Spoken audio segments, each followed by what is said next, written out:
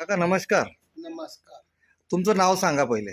सकाराम बळवंता चव्हाण, गाव खंडाळा, खंडाळा. हे कोणत्या तालुक्यात आहे ते? शिल्लो, सिल्लोड तालुका आणि संभाजीनगर. हा. संभाजीनगर जिल्हा. बरं बरं जिल्हा.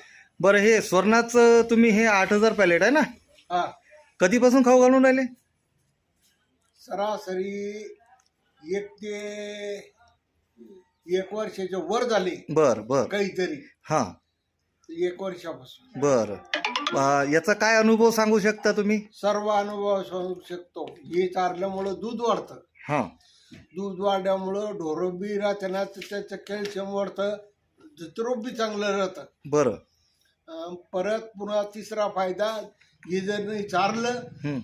चित्रोब बी खराब होईल, दूध बी कमी निघा. बरं. आणि तब्येती कशा, जनावरांच्या तब्येतीच्या विषयी एकदम टॉप.